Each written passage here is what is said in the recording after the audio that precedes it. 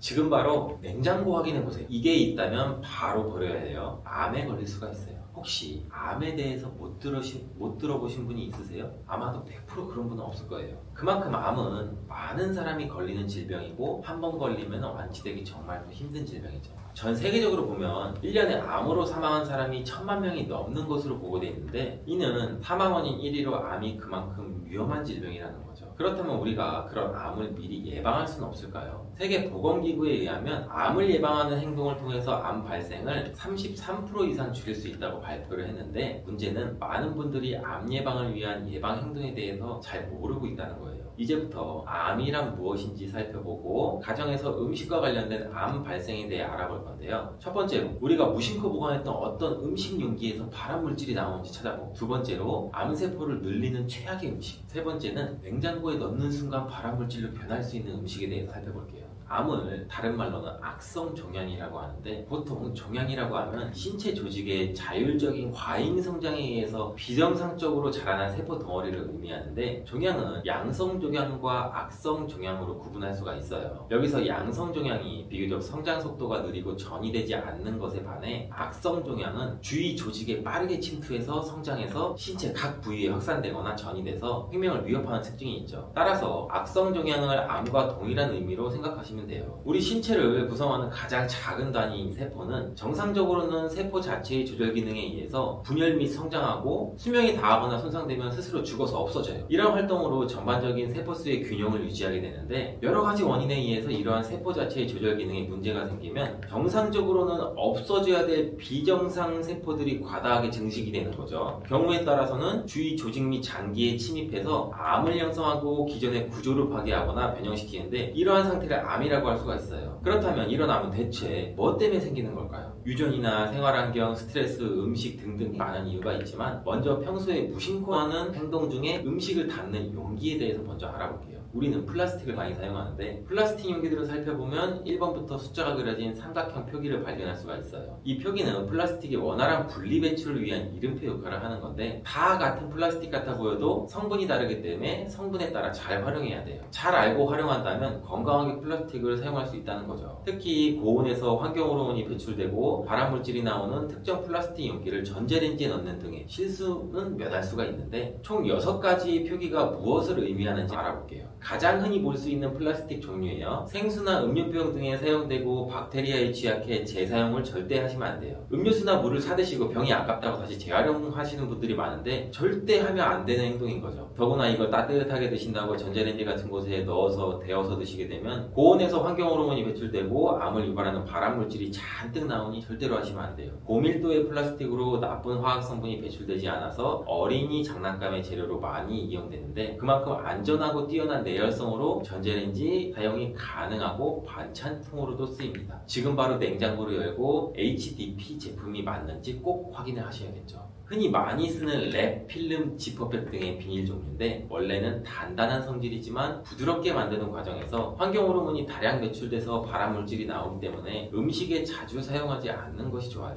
음식이 남거나 보관할 때 랩이나 지퍼백으로 덮어서 보관 많이 하고 계시잖아요. 이제부터라도 사용 안 하는 걸 추천드려요. 특히 오랫동안 보관할 때는 더더욱 조심해야겠죠. 저밀도 플라스틱으로 신축성이 좋고 투명의 비닐 장갑이나 휴대전화 보호 필름을 만들 때 사용되는데 썩지 않고 재활용이 불가능하기 때문에 환경을 생각해서 사용 안 하는 것을 추천드려요. 반찬통으로 가장 많이 쓰는 플라스틱 용기인데 질량이 가볍고 질기며 내열성이 좋아요. 특히 열에 의한 환경 호르몬 배출이 거의 없고 발암물질도 거의 안 나오는 용기인데 비교적 안전한 플라스틱으로 아기 젖병이나 반찬통, 보온병, 이불솜 등의 생활용품으로 쓰는 플라스틱이에요. 집에 있는 반찬통이 이 제품이 맞는지 꼭 확인을 해주셔야겠죠. 이 제품은 가벼운 질량으로 과자 봉지나 플라스틱 식기에 많이 사용되는데 내열성이 약해 고온에서 발암물질이 배출되므로 주의해야 돼요. 이 제품이 식품을 닫는 용어로 많이 사용되기 때문에 확인이 꼭 필요한데, 열을 가하지 않으면 환경 호르몬이 거의 나오지 않아 괜찮지만 조금만 열을 가해도 발암물질 덩어리가 되기 때문에 평소에 쓰는 반찬통이나 식품 용기 중에 이 용기가 있는지 꼭 확인하고 사용하셔야 돼요. 그렇다면 이런 용기만 잘 구분한다고 암 예방이 잘 될까요? 당연히 더욱 중요한 것은 먹는 음식이에요. 암세포를 만드는 최악의 음식은 어떤 것들이 있는지 한번 알아볼게요.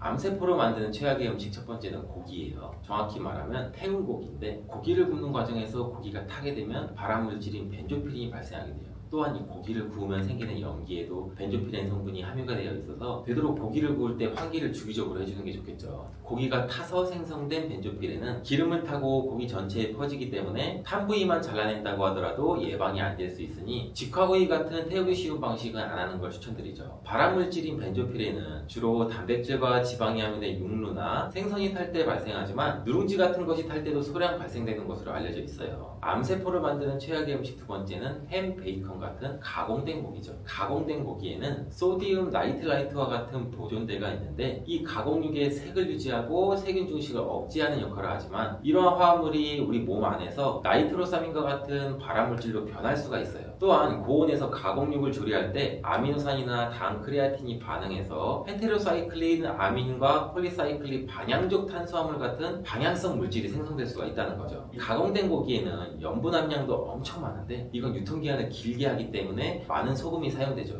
이러한 과도한 나트륨 섭취는 위암을 비롯한 여러 종류의 암 위험과 깊은 연관이 있다는 걸 알고 드셔야 돼요. 추가로 가공육에는 헤모글로빈이나 미오글로빈으로부터 유래한 햄철분이 포함되어 있는데, 이 햄철분이 과도하게 섭취할 경우에는 산화 스트레스를 유발하고 세포 손상도 일으킬 수 있고 결국 암세포가 생길 수가 있겠죠. 세계보건기구의 국제암연구소는 가공육을 1군 발암물질로 분류했는데, 다른 건강에도 좋은 음식도 많은데 굳이 먹을 이유가 없겠죠. 암세포를 만드는 최악의 음식 세 번째는 초가공식품이에요. 초가공식품이라는 건 분리단백질, 경화유, 고과당 옥수수 시럽, 향미증진제, 인공감미료, 증점제와 같은 산업가공으로부터 나온 성분을 포함한 식품을 말하는데, 대표적인 예로 탄산음료와 에너지 드링크, 시리얼, 냉동피자, 캔디 등등이 있겠죠. 2018년 영국 의학저널에 게재된 약 10만 5천 명의 데이터를 포함한 연구에 따르면 초가공식품을 먹는 비율을 10% 증가시키면 전체 암에 걸릴 위험이 12%나 크게 증가하고 유방암 발병 가능성이 11%나 증가하는 연관성이 있다는 것을 발견했다는 연구 결과도 있어요. 초가공식품은 포화지방, 설탕, 소금이 많지만 섬유질, 비타민, 미네랄과 같은 필수 영양소가 적어요. 또한 헤테로사이클릭 아민 및 다환 방향족 탄화수소와 같은 가공 과정에서 형성될 수 있는 발암성 화합물도 포함이 되어 있는데, 암뿐만 아니라 이 초가공식품 섭취는 제2형 당뇨병과 심장병을 포함한 많은 만성질환과 긴밀한 연관이 있어서 사망 위험 증가도 관련이 있어요. 의사들이 가공식품을 먹지 말라고 하는 이유에 대해서 이제 잘 아시겠죠? 이렇게 가공된 음식들 말고도 그냥 먹을 때는 몸에 좋은 음식인데 냉장고에 넣어서 먹으면 발암물질도 변하는 음식도 있죠. 무심코 냉장고에 이 음식들을 넣으시는데, 냉장고에 넣으면 발암물질을 변하는 음식은 어떤 물질일까요?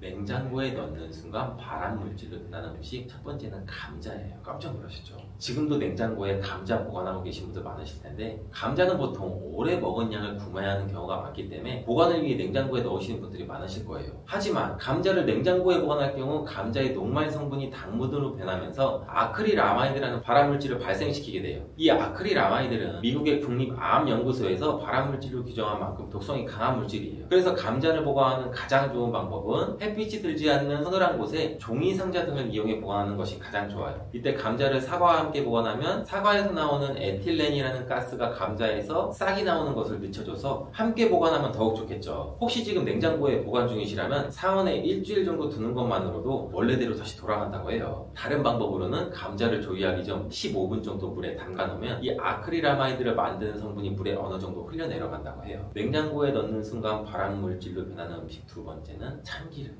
참기름은 참깨를 볶은 후 압착해 짜낸 기름으로 특유의 고소한 향미를 가지고 있죠. 불포화 지방산이 80%를 이루고 천연 항산화제인 세사물, 세사물린 등을 함유하고 있는 건강한 식품인데, 참기름에는 산패를 나가주는 이근한 성분이 풍부해서 짙은 병에 담아 그늘진 곳에 상온 보관하면 최대 2년까지 두고 드실 수가 있어요. 하지만 참기름을 냉장 보관하게 되면 오히려 산패가 발생할 수가 있어요. 산패된 기름은 담배보다도 무려 1만 배나 많은 발암물질이 있기 때문에 보관 방법이 이렇게나 중요한 거예요. 그렇다고 두릅하고 참기름은 가열점이 낮기 때문에 절대로 열을 가하면 안 되고, 조리하면서 과한 열을 가하면 산패가 진행될 수 있기 때문에 주의해야 돼요. 그렇다면 들기름도 같은 방법으로 보관하면 될까요? 들기름은 참기름과 반대로 빛과 열에 민감하기 때문에 반드시 냉장 보관해야 돼요. 들기름을 상온에 보관하게 되면 참기름과 반대로 빨리 산패가 돼요. 들기름의 약 60%는 오메가3 계열인 알파리놀렌산인데, 이 알파리놀렌산이 상온에서는 쉽게 산패가 되기 때문에 만약 산패된 들기름을 지속적으로 섭취하게 되면 뇌혈관이 막혀 각종 문제가 생길 수 있고, 심하면 암 발생뿐 아니라 치매의 위험까지 발생할 수 있어서 주의하셔야 되겠죠. 냉장고에 넣는 순간 발암 물질로 변하는 음식 네 번째는 마늘이에요. 거의 모든 요리의 감칠맛을 내는 대표적인 식재료인 만큼 대량으로 구매해서 보관하는 경우가 많은데, 마늘은 수분에 굉장히 취약해요. 냉장 보관 시 자체 수분 함량 때문에 쉽게 물러져 곰팡이가 생겨요. 곰팡이가 생긴 마늘을 섭취하게 되면 암 발생 위험이 증가하는 건 당연한 거고, 특히 껍질째 보관 중인 마늘을 냉장고에 넣으면 싹이 나고 곰팡이가 피기 때문에 꼭 서늘하고 건조한 곳에 보관하는 게 좋아요. 또 껍질을 제거한 마늘은 다져서 냉동 보관하는 게 좋은데, 부득이하게 흑마늘로 보관해야 한다면 습기나 곰팡이가 나지 않도록 밀폐 용기에 바닥에 소금이나 설탕을 깔고 그 위에 키친타올을 깔아서 냉장실에 보관해 주는 게 좋아요. 그렇게 되면 소금과 설탕이 제습제 역할을 해서 곰팡이가 생기는 것을 방지할 수 있기 때문이에요.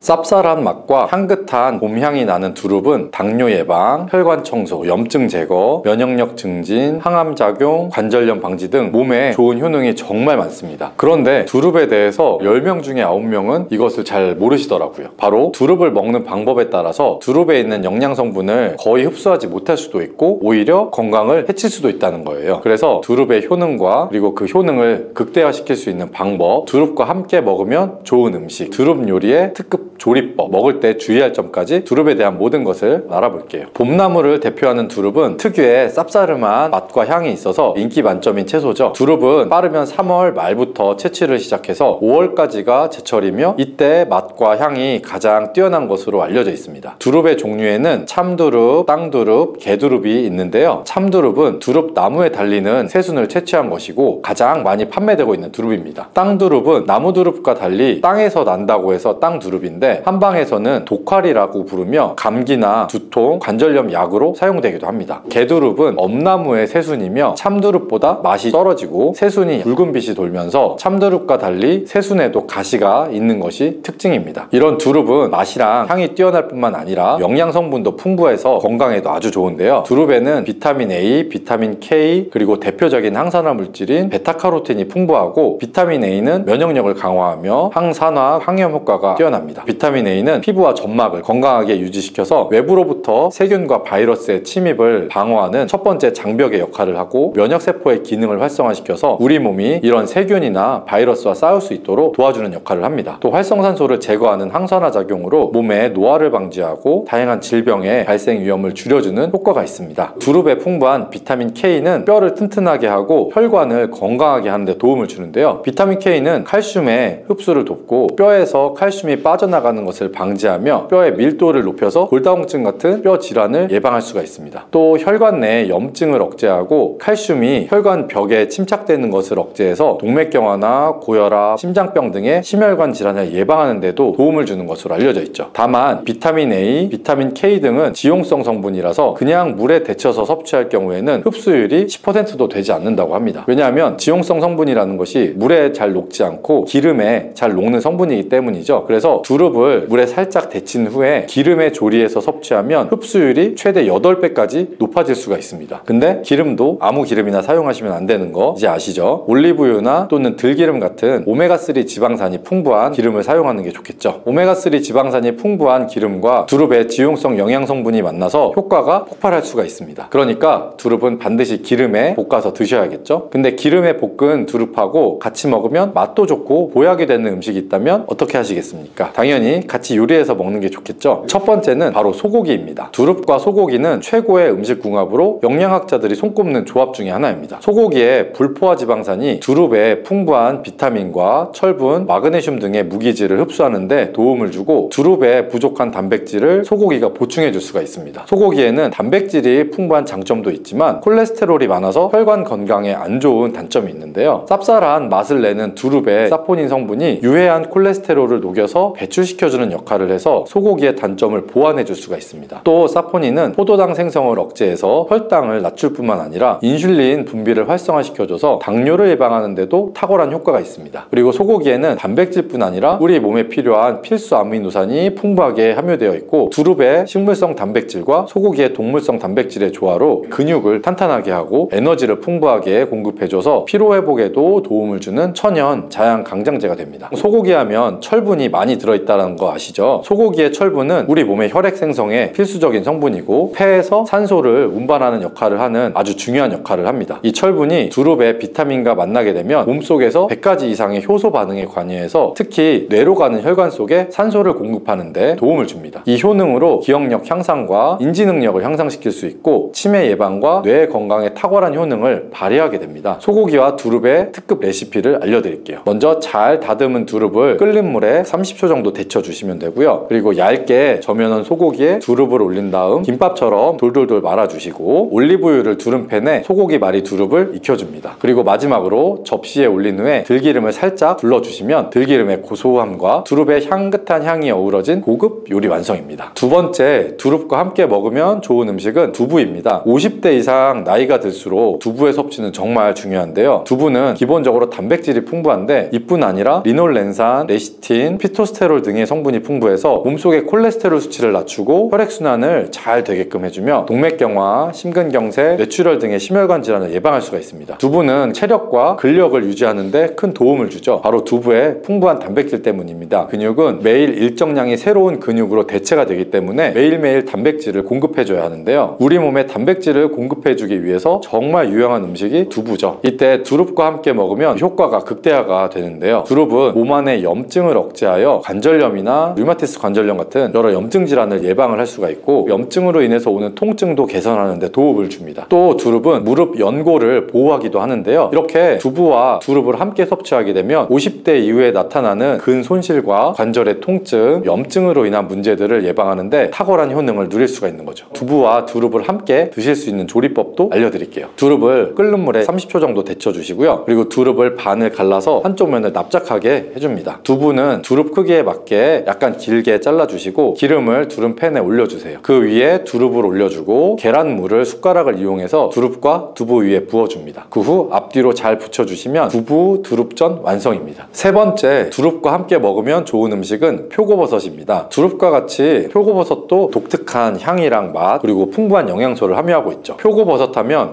항암식품으로도 많이 알려져 있는데 두릅 또한 암 환자들의 식단에 꼭 들어가는 식재료 중에 하나입니다. 두릅에 함유된 사포닌과 셀레늄이라는 성분이 암세포의 증식을 억제하기 때문인데요. 한 연구에서 셀레늄을 꾸준히 섭취한 사람들의 암 발생 확률이 40% 이하로 나타났고 암으로 인한 사망률도 50% 이하였다는 보고가 있습니다. 표고버섯에도 항암 성분이 풍부해서 암 억제 효능이 뛰어난데요. 특히 대장암과 위암, 췌장암의 예방에 탁월한 효능을 발휘하는 것으로 알려져 있습니다. 이런 표고버섯과 두릅을 함께 섭취할 때 항암 효과가 극대화가 되며 항암 효과뿐만 아니라 콜레스테롤 수치를 낮추고 면역력을 강화하는 데에도 탁월한 효능을 발휘합니다. 두릅과 표고버섯을 함께 맛있게 드실 수 있는 특급 조리법을 알려드릴게요. 끓는 물에 30초 정도 두릅을 데쳐주시고 잘 다져주세요. 여기에 표고버섯도 채를 썰어주시고 밀가루와 계란을 함께 넣은 반죽에 잘 섞어줍니다. 이때 당근도 채를 썰어서 함께 넣어주시면 좋고요. 이렇게 만든 반죽을 올리브유를 두른 팬에 잘 붙여주면 두릅 표고버섯 전이 완성이 됩니다. 네 번째, 두릅과 함께 먹으면 좋은 음식은 초고추장입니다. 정확히는 초고추장에 들어가는 식초인데요. 데친 두릅을 초고추장에 찍어서 우리가 먹는 방법이 가장 일반적이죠. 여기서 하나 기억하실 것이 데친 두릅을 올리브유에 한 번 더 살짝 볶아서 드시면 영양성분의 흡수율도 8배 이상 높아지고 기름으로 인해 맛과 풍미도 훨씬 좋아진다는 점 꼭 기억해 주시고요. 두릅에는 캄페롤과 퀘르세틴이라는 성분이 풍부한데요. 퀘르세틴은 양파의 풍부한 성분으로 혈관 청소부라는 별명이 있는 성분이죠. 캄페롤이라는 성분은 브로콜리에 풍부하게 함유된 강력한 항암 물질입니다. 캄페롤과 퀘르세틴이 함께 풍부한 두릅은 면역력을 강하게 해주고 염증 제거는 물론이고 혈관에 쌓이는 혈전과 콜레스테롤을 모두 제거해줘서 혈관을 아주 깨끗하게 도와줍니다. 이런 효능이 식초와 만나면 효능이 극대화가 될 수가 있는데요. 식초의 산성이 두릅의 항산화 효능을 끌어올려주고 노폐물을 배출하는데 탁월한 효능을 발휘하게 됩니다. 또한 두릅의 항산화 성분과 각종 비타민, 식초가 만나면 뇌세포의 활성을 도와주고 뇌 혈관을 깨끗하게 해줘서 뇌 신경을 건강하게 해줍니다. 그렇다면 두릅은 맛 맛과 영양이 좋으니까 그냥 내 마음대로 먹어도 될까요? 절대 그렇지 않습니다. 두릅도 드실 때 주의할 점이 있습니다. 첫 번째는 절대 생으로 드시면 안 된다는 겁니다. 두릅은 어린 새순을 채취해서 섭취하기 때문에 부드러운 식감과 향긋한 향이 좋아서 생으로 드시는 분들이 있는데, 두릅의 줄기에는 독성이 있어서 생으로 드시면 식중독을 유발할 수가 있고 소화기관에 탈이 날 수가 있습니다. 그리고 새순보다 많이 자라서 채취 시기를 지나 크게 자라게 되면 뻣뻣한 줄기에는 독성이 10배 이상 강해지기 때문에 절대로 섭취하시면 안 됩니다. 두릅을 안전하게 섭취하려면 반드시 끓는 물에 30초 정도 데치기만 해도 독성은 사라지게 됩니다. 두 번째는 와파린 계열의 혈전 용해제를 드시는 분들이 두릅 섭취할 때 주의하셔야 합니다. 이런 혈전 용해제는 우리 몸의 혈액을 묽게 만들어주고 혈관 속의 혈전을 녹여주는 역할을 하죠. 그런데 두릅에는 비타민 K가 풍부하다고 했죠. 비타민 K는 혈액의 응고작용에 도움을 주는 역할을 하기 때문에 혈전 용해제 효과를 약화시키게 됩니다. 그래서 약을 복용하시는 분들이라면 두릅을 드시면 2시간 정도 후에 약을 복용하시고 과도하게 드시지 않도록 주의하셔야 합니다. 세 번째, 두릅을 드실 때 주의할 사항은 통풍이 있는 분들입니다. 통풍이란 간단히 말씀드리면 단백질이 분해될 때 퓨린이란 성분이 생성이 되는데, 이 퓨린이 몸 밖으로 배출되지 않고 몸속에 남아서 뾰족한 결정을 이루게 되는데 관절을 자극해서 망가뜨리고 극심한 통증을 유발하면서 심하면 관절의 변형도 일으키는 질병입니다. 두릅에는 퓨린 성분이 풍부하기 때문에 통풍이 있는 분들은 적당히 드시는 것을 추천해 드립니다.